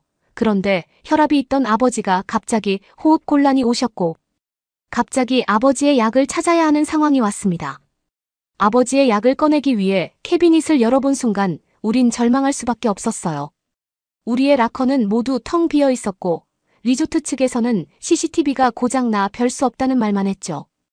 다행히 응급대원들로 인해 아버지는 무사하셨지만 신분증이고 뭐고 아무것도 없던 우리들은 정말 난감한 상황을 겪어야 했어요. 그런데 아무도 우리를 도와주려고 하기는커녕 그러게 그걸 왜 다 거기에 둔 거냐며 우리를 멍청하다고 취급했거든요. 건강에 위협이 왔다 갔다 하는 순간에 매섭게 느껴지던 사람들의 싸늘한 태도는 잊히지 않았습니다. 그런데 제가 전혀 살아보지도 않았던 이 낯선 나라에서 아예 저를 모르는 사람들에게 대가를 바라지도 않는 호의를 받았다는 게 너무 감사한 경험일 수밖에 없었죠. 저는 이 사실을 몽땅 부모님에게 말씀드렸습니다. 부모님은 너무 다행이라는 말을 하셨어요. 그러고 한국 사람들은 어떻게 그럴 수가 있냐며 믿지 못하시더라고요. 그래서 저는 부모님에게 나중에 내년에는 꼭 한국에 모실 수 있게 하겠다고 말씀을 드렸고 벌써 부모님에게 말씀드렸던 그날이 얼마 안 남았네요. 다음 주면 부모님이 한국에 오시거든요. 그리고 저는 그 일이 있고 나서 다음 주에 바로 면접을 봐서 한국의 메이크업 샵에서 일하게 되었어요. 계속해서 연습해도 잘 안 되는 게 있어요. 한국 사람들 특유의 손기술이라고 해야 할까요? 그리고 특유의 감각은 아무리 연습해도 잘 안 되더라고요. 아마 계속해서 연습해야 되겠죠. 샵은 요새 K-뷰티를 체험해보고 싶어하는 외국인 손님들 예약이 넘쳐나요? 그래서 저처럼 한국 샵에 일하고 싶어하는 사람도 많아지고 있죠. 그걸 어떻게 아냐면요. 제 투잡 두 번째 직업이 사실 한국으로. 저처럼 취업을 꿈꾸는 친구들을 위해 멘토 활동을 하는 커뮤니티 운영자 활동을 하고 있거든요. 거기서는 한국으로 가고 싶어서 요새 안달난 젊은 친구들이 정말 많다는 걸 알 수 있거든요. 한국 아티스트들을 보며 꿈을 키웠던 것처럼 나중엔 제가 누군가의 꿈이 될 수 있을지도 않을까요? 부모님이 오시면 한국이 얼마나 살기 좋은 곳인지 제 선택이 얼마나 옳았는지 보여드릴 수 있다는 생각에 요즘 신이 나 미치겠어요. 아마 부모님들도 한국을 한번 오시고 다시 캐나다에 돌아가시고 나면 모든 것이 낯설게 느껴지실 거예요. 한국을 한번 경험하고 나면 결코 이전으로 돌아갈 수 없다고 확신하거든요. 그러면 더욱 재미있는 다음 사연으로 넘어가겠습니다. 한국은 솔직히 좀 과하지 않아? 나는 안 가고 싶어. 여기 이탈리아의 한 부티크에서 여성 2명이 이야기 중입니다. 둘은 친구 사이처럼 보이는데요. 둘 중 동양인 친구가 한국으로 여행을 가자고 제안하는데 이다른 여성은 거절하는 모습을 보이죠. 하지만 결국 곧 한국의 공항에서 그녀가 걸어 나오는 게 보이네요. 과연 그녀는 한국 여행을 잘 알 수 있을까요? 저는 로마에 사는 영국인으로서의 삶을 항상 자랑스럽게 생각해왔습니다. 26살에 이탈리아 패션 업계에서 일하고 싶다는 꿈을 이루었죠. 지난 5년 동안 빛의 도시는 제 집이었어요. 저는 매일 아름다움과 스타일, 우아함에 둘러싸여 있었죠. 이탈리아 최고의 패션 브랜드 중 하나인 르미에르에서 일하면서 재능 있는 디자이너들과 함께 일하고 최신 트렌드를 접할 수 있었죠. 저는 매력적인 거리를 걷고 노천 카페에서 커피를 마시고 멋진 건물을 감상하는 것을 좋아했습니다. 로마는 제가 기대했던 모든 것이었습니다. 하지만 솔직히 말해서 부정적인 시각도 있었어요. 마음속 깊은 곳에서는 이탈리아 문화보다 열등하다고 생각하는 문화를 경멸했죠. 특히 한국 문화에 대해 비판적이었어요. K-팝 음악과 한국 드라마의 세계적인 인기는 저를 혼란스럽게 만들었습니다. 세련된 이탈리아 예술과 엔터테인먼트에 비하면 화려하고 피상적으로 보였죠. 제 절친한 친구 연지는 한국계 영국인이었고 저에게 계속 한국에 함께 가자고 권유했어요. 미야, 과자 정말 재미있을 거야. 어느 날 커피를 마시며 그녀가 재촉했어요. 이번 여름에 내가 하는 문화교류 프로그램은 정말 멋진 프로그램이야. 같이 가게 된다면 한국을 사랑하게 될 거야. 저는 미간을 찌푸리며 편견을 분명히 했습니다. 글쎄 연지야, 사실 한국은 나에게 매력적으로 다가온 적이 없어. 제가 조심스럽게 말했습니다. 솔직히 말하면 로마에 비하면 좀 촌스럽고 과한 것 같지 않아? 연지의 얼굴에 상처와 놀라움이 역력했습니다. 미아 얄팍한 인상만으로 한 나라 전체를 무시하면 안 돼. 그녀가 부드럽게 꾸짖었습니다. 한국에는 내 생각보다 훨씬 더 많은 것이 있어. 한국은 풍부한 역사와 문화, 첨단 도시 훌륭한 사람들이 있어. 열린 마음을 가지고 한번 생각해봐. 그녀의 말이 가슴에 와닿았던 이유는 그녀의 말이 옳다는 것을 알았기 때문입니다. 연지는 해외 생활의 어려움 속에서도 항상 저에게 힘이 되어준 친구였으니까요. 그녀를 위해 제가 할 수 있는 최소한의 일은 제 시야를 넓히는 것이었죠. 그래, 내 말이 맞아. 나는 억지로 미소를 지으며 동의했습니다. 서울에서 여름을 같이 보내자. 대신 내 개인 가이드가 되어서 좋은 곳을 다 보여줘야 해. 그럼 후회하지 않을 거라고 약속할게. 연지가 행복하게 외쳤습니다. 아마 한국이 내 시각을 완전히 바꿔놓게 될 거야. 몇 주 후 저는 서울로 향하는 비행기에 몸을 실었고 긴장되는 마음으로 창밖을 보고 있었어요. 한편으로는 걱정이 되면서도 새로운 경험에 대한 호기심과 설렘이 가득했습니다. 과연 저는 저희 무지와 편견에 맞설 준비가 되어 있었을까요? 장시간의 비행 덕분에 한국에 대한 기본적인 사실에 대해 생각하고 찾아볼 시간이 충분했습니다. 제가 읽은 한국의 인구는 5,100만 명 이상이고 수도 서울에는 1,000만 명에 가까운 인구가 살고 있었습니다. 한국은 완전히 현대적이고 경제적 성공 사례 중 하나였어요. 삼성과 LG 같은 기술 기업은 전 세계적으로 유명했습니다. 한국은 1960년대 이후 한강의 기적이라 불릴 만큼 놀라운 속도로 경제를 성장시키며 빠르게 발전하고 번영했죠. 제가 가장 흥미를 느낀 것은 한국 문화에 대한 것들이었습니다. 한국은 섬세한 도자기부터 활기찬 전통, 의상인 한복에 이르기까지 풍부한 예술적 유산을 자랑스럽게 여기고 있었어요. 발효 채소 구운 고기 강렬한 소스를 중심으로 한 고소하고 매콤한 한국 음식도 맛있어 보였죠. 물론 한국 음악, 드라마, 영화 등이 전 세계적으로 큰 인기를 끌고 있는 한류에 대해서는 이미 알고 있었고요. 비행기가 서울의 인상적인 인천국제공항에 착륙했을 때 제 가슴은 두근거렸습니다. 밝고 현대적인 터미널에 들어서면서 표지판에 적힌 한글을 보며 저는 심호흡을 했습니다. 미아 여기야. 연지가 열렬히 손을 흔들며 외치는 것이 들렸습니다. 그녀는 저를 따뜻하게 안아주었습니다. 한국에 온 걸 환영해 와보니 어때? 정말 신나. 저는 솔직하게 대답했습니다. 난 이제 내 눈을 통해서 한국의 특별한 점을 살펴볼 준비가 되어 있다고. 바로 그거야. 얼른 내가 좋아하는 장소들을 보여주고 한국의 멋진 문화에 대한 모든 것을 공유하고 싶어. 택시 승강장으로 걸어가면서 연지가 웃었습니다. 최고의 시간을 보낼 수 있을 거야. 서울로 향하는 길은 저를 놀라게 했습니다. 한글로 쓰인 수많은 네온 사인이 피곤한 채 눈을 현혹했습니다.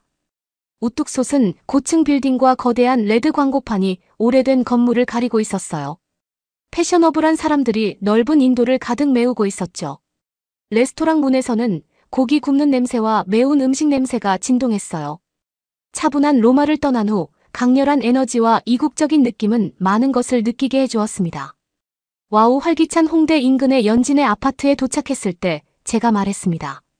서울은 확실히 인상적이네요. 잠깐만요. 이건 시작에 불과하다고 연지가 윙크를 하며 말했습니다. 앞으로 재미있고 의미 있는 경험들을 많이 하게 될 거야. 한국을 완전히 새로운 시각으로 보게 될 거야. 어쩌면 자신에 대해 새로운 것을 발견하게 될지도 모르지. 아늑한 객실의 침대에 누워 기대감에 부풀어 머리를 돌리면서 어떤 통찰력이 저를 기다리고 있을지 궁금해졌습니다. 한국에 대해 제가 아는 것이 얼마나 적은지 깨닫기 시작했죠. 잠이 들면서 저는 이렇게 생각했습니다. 고정관념과 잘못된 믿음을 깨뜨릴 시간이다라고 말이죠. 절실히 필요했던 휴식을 취한 후 연지는 신나게 우리를 본격적인 여행 모드로 전환했습니다. 첫 번째 목적지는 경복궁이었어요. 우아한 누각과 섬세한 문, 평화로운 뜰이 어우러진 거대한 단지를 둘러보며 연지는 500년 이상 한국을 통치한 강력한 조선 왕조에 대한 이야기를 들려주었습니다.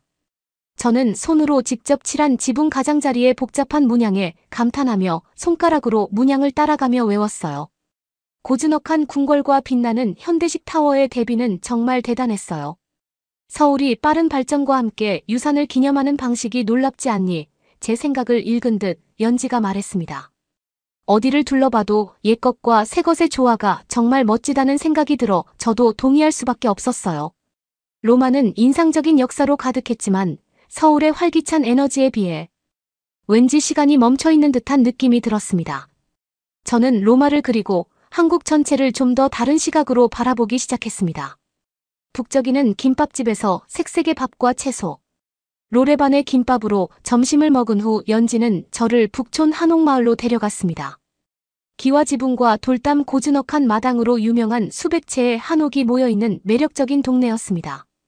한적한 골목을 거닐며 한옥 안에 자리한 장인의 공방과 아늑한 카페를 들여다보고 있자니 소박한 시간으로 돌아간 듯한 기분이 들었습니다. 연지는 한국 정부가 빠른 도시 개발 속에서 이 역사적인 건축물을 보호하기 위해 어떻게 노력했는지 설명했습니다.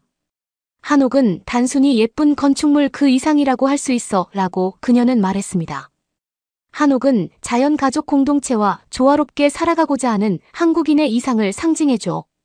요즘 서울 시민 대부분이 아파트에 살고 있지만 한옥은 여전히 소중한 문화적 상징이야. 저는 전통 유산을 지키면서도 현대화하려는 한국의 노력이 존경스러웠습니다.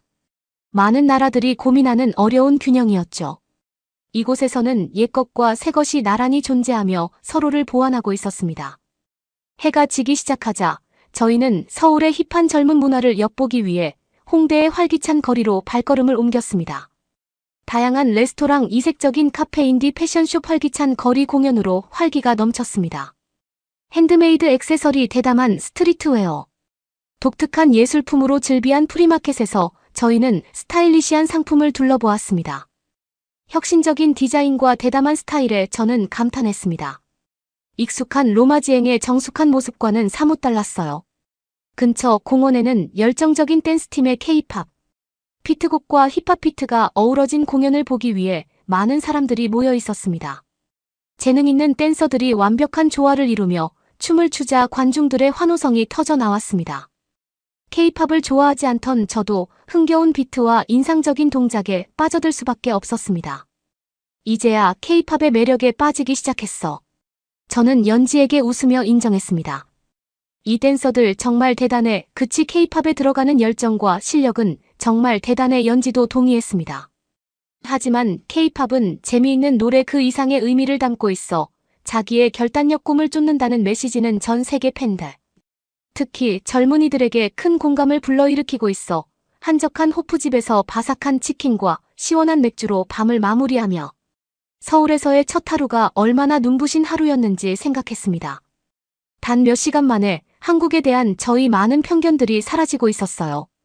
장엄한 유적지부터 트렌디한 도시 풍경까지 한국 문화의 풍요로움에 저는 감동을 받았습니다.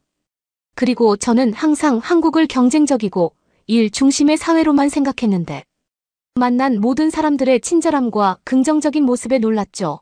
그래서 지금까지 서울은 어때? 연지가 건배를 하며 물었습니다.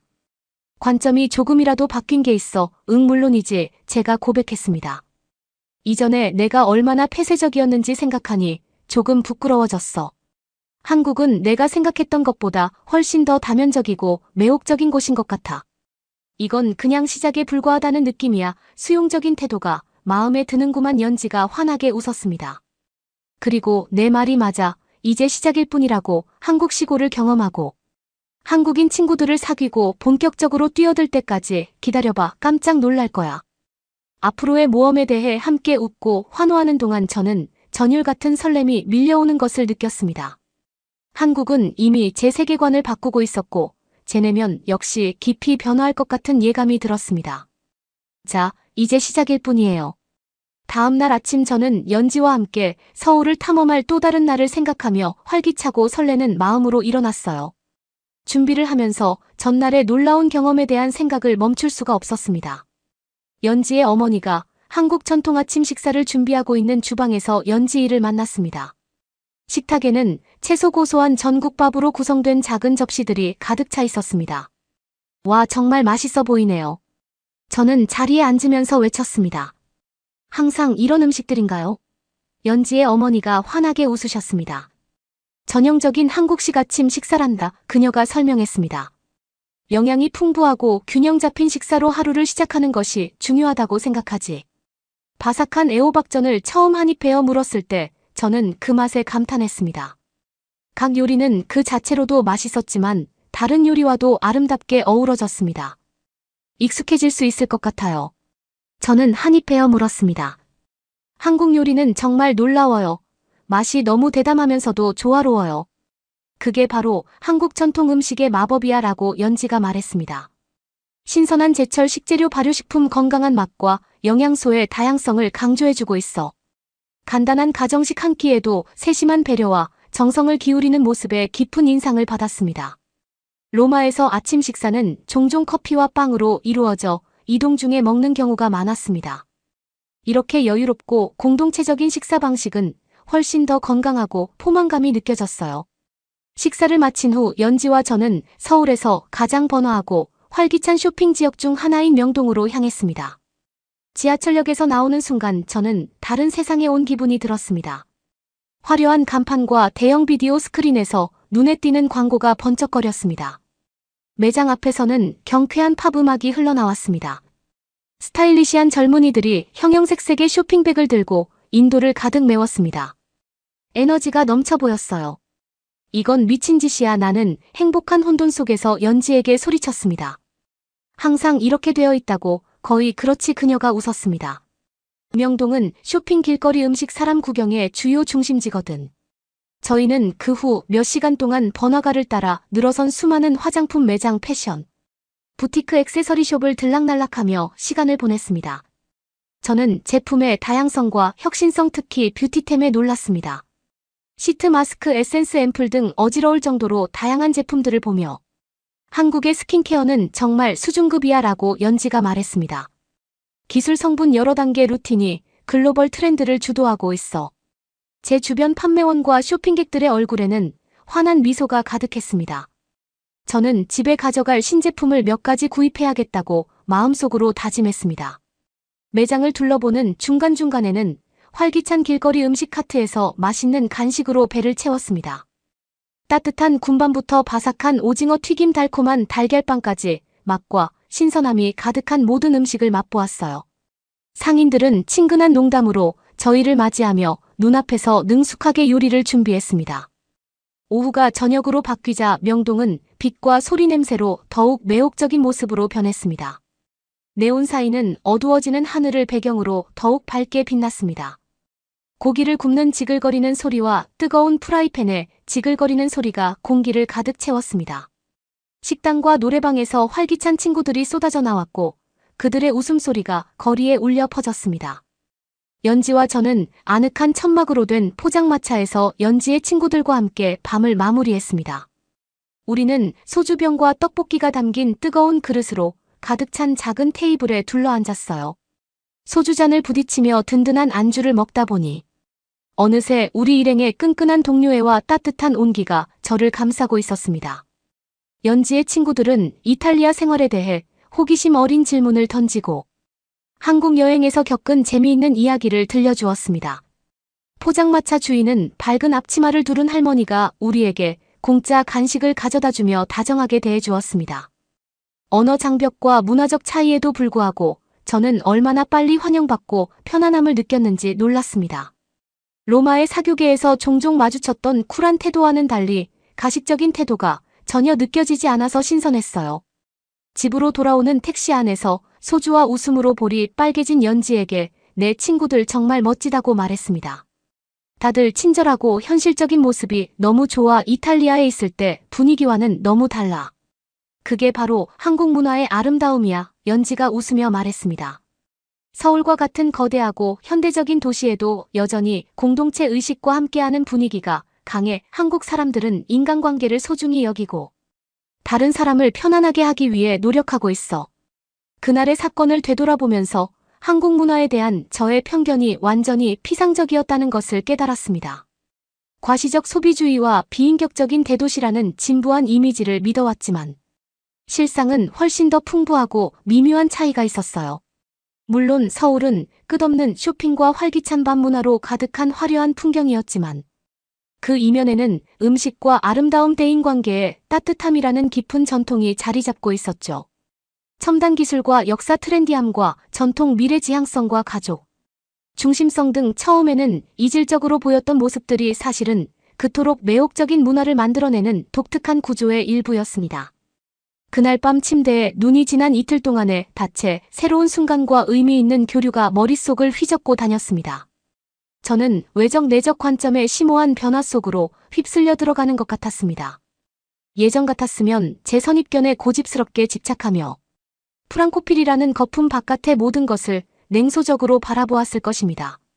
하지만 한국에 와서 연지와 교감하고 본능적으로 한국 문화에 빠져들면서 제 머리는 가장 좋은 방식으로 재구성되고 있었어요. 열린 마음을 유지하고 판단하기보다는 이해하려고 노력하는 것의 아름다움을 깨닫기 시작했어요. 빠르게 변화하는 현대사회에서 커뮤니티의 가치와 소박한 일상의 즐거움에 대해 새롭게 인식하게 되었습니다. 무엇보다도 저는 더 많은 것을 배우고 경험하고 이 매혹적인 나라의 모습들을 경험하고 더 나은 방향으로 변화시키고 싶은 갈망이 커지고 있음을 느꼈습니다. 다음 날 아침 저는 상쾌한 기분과 함께 앞으로의 하루를 기대하며 일어났습니다. 연지가 한국의 아름다운 자연과 전통 문화를 체험할 수 있는 특별한 여행을 계획하고 있었기 때문이죠. 밥과 폭신한 계란찜과 아삭한 김치로 간단히 아침을 먹고 서울 북동쪽의 평화로운 시골 마을인 가평으로 향하는 버스에 몸을 실었습니다. 안개가 자욱한 산과 푸른 논밭으로 도시 풍경이 바뀌자 저는 긴장이 스르르 녹아내리는 것을 느꼈습니다. 이곳이 도시에서 불과 한두 시간 거리에 있다는 게 믿기지 않아 저는 풍경을 사진으로 담으며 감탄했습니다. 완전히 다른 세상 같아 연지가 만족스러운 미소를 지으며 말했습니다.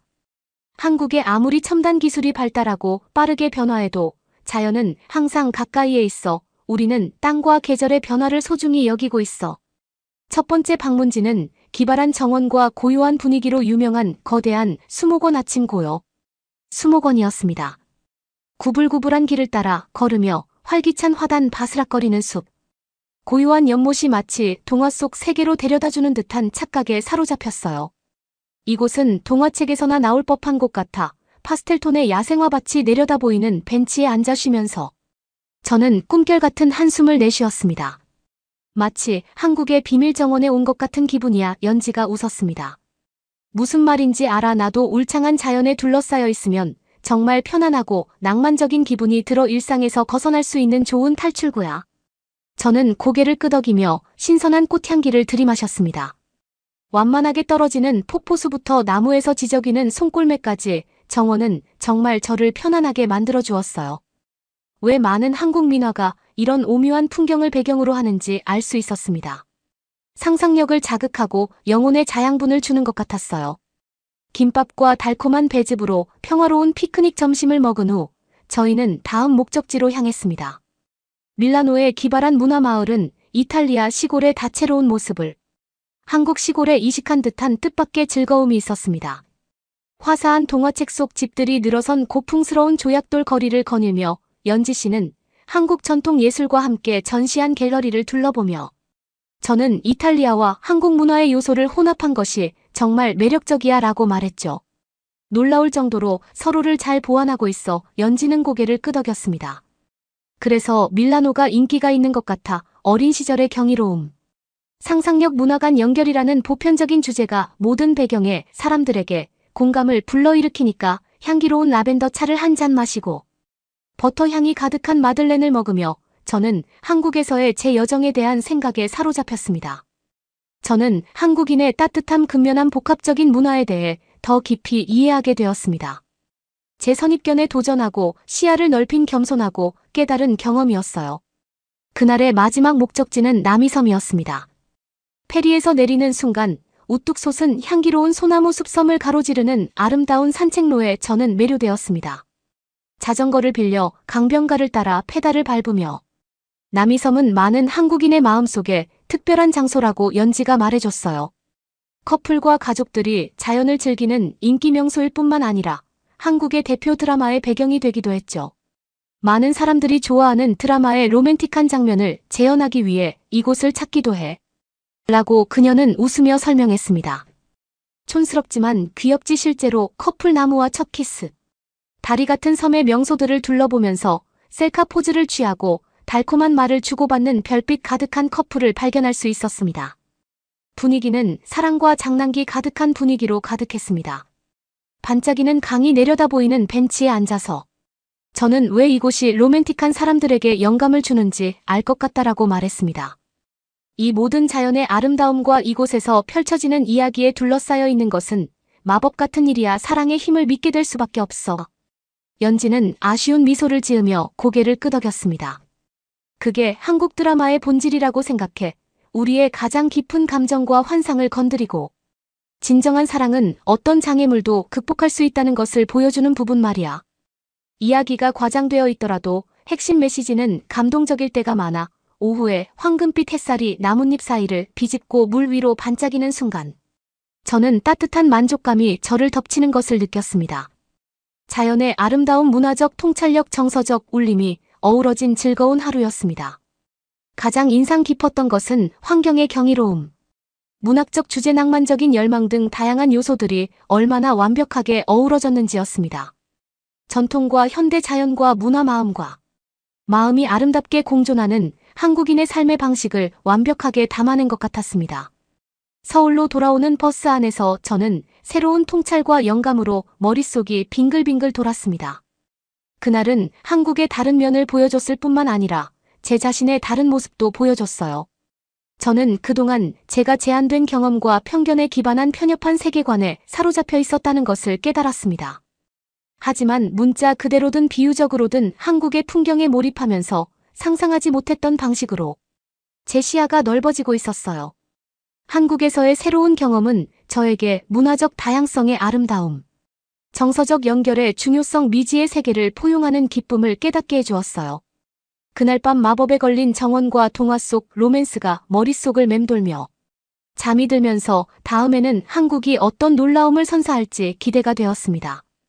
다음 날 연지는 서울에서 저를 위해 특별한 깜짝 이벤트를 준비했습니다. 그녀는 서울의 활기찬 예술과 문화계에 종사하는 친구들을 소개해주고 싶어 했습니다. 저는 한국인들을 만나 그들의 세계를 좀 더 진정성 있게 엿볼 수 있다는 생각에 설레었습니다. 첫 번째 방문지는 창의적인 분위기와 젊은 에너지로 유명한 홍대 지역의 트렌디한 카페였습니다. 어울리지 않는 가구와 기발한 예술작품으로 가득한 아늑한 공간에 들어서자마자 활기찬 분위기가 느껴졌습니다. 패셔너블한 젊은이들이 김이 모락모락 나는 커피, 머그잔과 화려한 페스츄리빵 접시를 놓고 활기차게 이야기를 나누고 있었습니다. 미아 내 친구 다연이랑 형석이야. 연지가 젊은 여성과 따뜻한 미소에 훈훈한 남성을 소개하며 말했습니다. 둘 다 서울 시내에서 떠오르는 아티스트야. 만나서 정말 반가워. 다연이 제게 열렬히 악수를 청하며 말했습니다. 연지가 방문에 대해 다 얘기해줬어. 한국에 오신 걸 환영해. 술을 마시며 이야기를 나누다 보니 저는 다연과 형석의 친근하고 개방적인 성격에 금세 마음이 끌렸습니다. 그들은 로마에서의 제 경험과 지금까지 한국에 대한 제 인상을 듣고 싶어 했어요. 솔직히 깜짝 놀랐어. 저는 녹차 라떼를 마시며 이렇게 고백했습니다. 한국에 오기 전에는 한국 문화에 대한 선입견이 있었는데 오히려 내가 보고 배운 모든 것이 눈을 뜨게 하고 영감을 주었어. 형석은 신중하게 고개를 끄덕였습니다. 많은 방문객들이 공통적으로 느끼는 경험인 것 같아. 한국은 풍부하고 복잡한 역사와 정체성을 가지고 있지만 대중문화의 화려하고 상업화된 측면에 가려지는 경우가 많거든. 그래서 다연이랑 나는 우리의 예술을 통해 한국의 또 다른 면을 보여주고자 하는 열정을 가지고 있어라고. 그는 열정적으로 눈을 반짝이며 말을 이어갔습니다. 우리는 우리 문화의 전통적인 아름다움과 지혜를 기념하는 동시에 경계를 넓히고 새로운 형태의 표현을 탐구하고 싶어 호기심이 발동한 저는 그들에게 작품에 대해 더 자세히 말해달라고 요청했습니다. 다연은 자신이 한국 전통 수묵담채 기법을 현대적으로 재해석하는 화가라고 설명했습니다. 그녀는 아시아 고전 미술의 섬세한 성과 채색에 대담하고 현대적인 색채와 구도를 혼합한 멋진 풍경과 인물 사진을 보여주었습니다. 나는 자연의 조화와 균형에서 영감을 받아 그녀는 작품 중 한 작품에서 산맥의 우아한 곡선과 벚꽃의 장난스러운 대시를 가리키며 이렇게 말했습니다. 그 아름다움과 고요함의 정수를 담아내되 현대 한국의 정신을 반영하는 신선하고 역동적인 에너지를 담아내려고 노력했어. 반면 형석은 K-퓨전이라는 새로운 장르를 개척하고 있는 뮤지션이었습니다.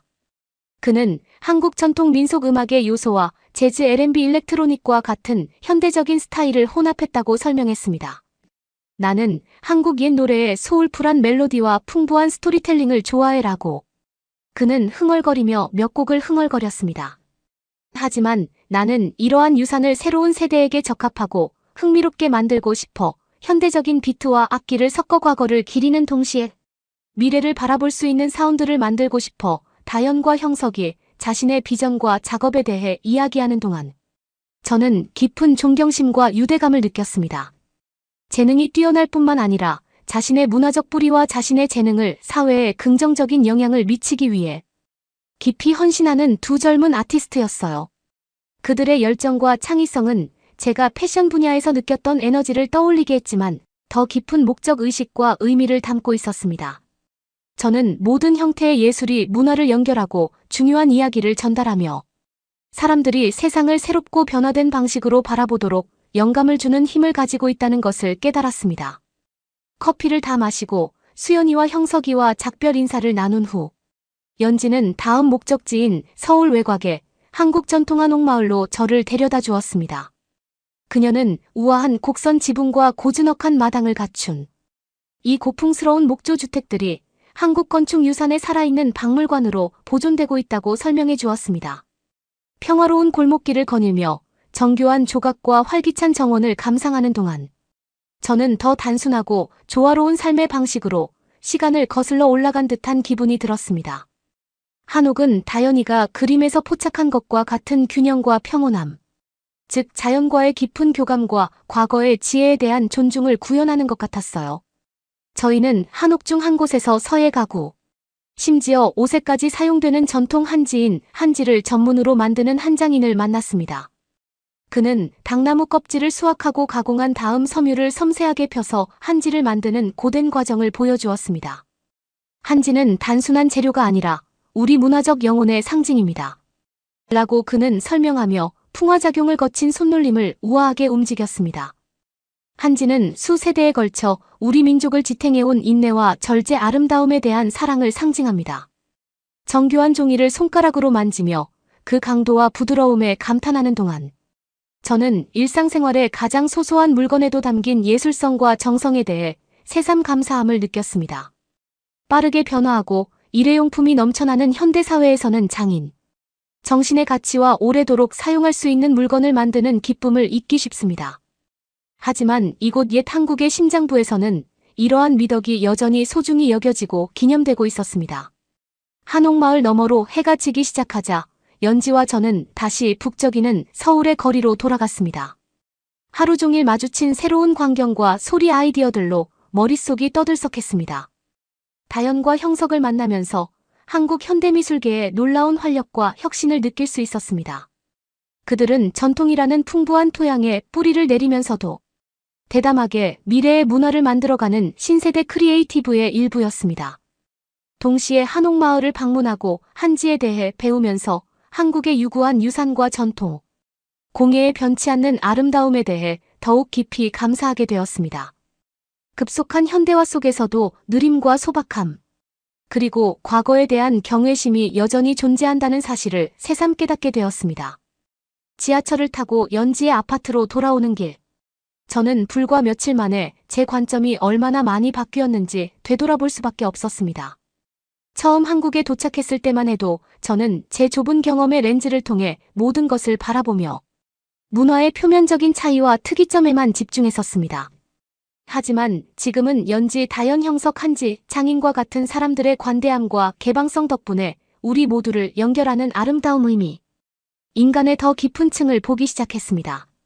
한국인의 독특한 삶의 맛과 질감을 감상하는 법을 배우는 동시에 예술, 자연 인간관계가 주는 보편적인 기쁨을 음미하고 있었죠.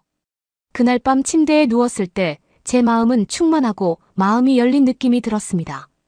한국에서의 여정이 아직 끝나지 않았고 아직 더 많은 모험과 통찰이 기다리고 있다는 것을 알았습니다. 하지만 지금까지의 경험과 그 경험들이 저에게 도전과 세상을 보는 시야를 넓혀준 것에 대해 깊은 감사함도 느꼈습니다. 여행이란 단순히 새로운 장소를 보거나 새로운 음식을 맛보는 것이 아니라 새로운 관점과 삶의 가능성을 만나는 것임을 깨달았습니다. 앞으로 며칠 몇 주 동안 한국의 마음과 영혼을 더 깊이 들여다보고 한국 사람들과 전통을 배우고 그것이 제 삶을 어떻게 풍요롭게 하고 변화시킬 수 있는지 보고 싶다는 생각이 들었습니다. 잠들기 전 저는 앞으로의 여정에 대한 새로운 설렘과 개방감을 느꼈습니다. 어떤 도전과 놀라움이 기다리고 있든 호기심과 연민경이로움의 정신으로 마주할 수 있을 거라는 생각이 들었죠. 그리고 로마로 돌아갈 때쯤이면 한국에 대한 새로운 사랑과 존경심은 물론이고 저 자신과 글로벌 커뮤니티에서 저의 위치에 대해 더 넓고 깨달은 시각을 갖게 될 것 같다는 느낌이 들었습니다. 여러분은 어떻게 보셨나요? 응원과 격려의 한마디씩을 댓글로 남겨주시기 바랍니다. 사연자분들에게 전달해드리겠습니다. 실제 사연 제보를 받고 있습니다. 채택되신 분께는 작은 선물도 보내드리고 있습니다. 저희의 사연이 여러분의 하루에 작은 힘이 될 수 있었으면 좋겠습니다. 감동적인 사연을 주변 분들과 이야기 나눠보세요. 더욱더 좋은 영상으로 다시 찾아뵙겠습니다.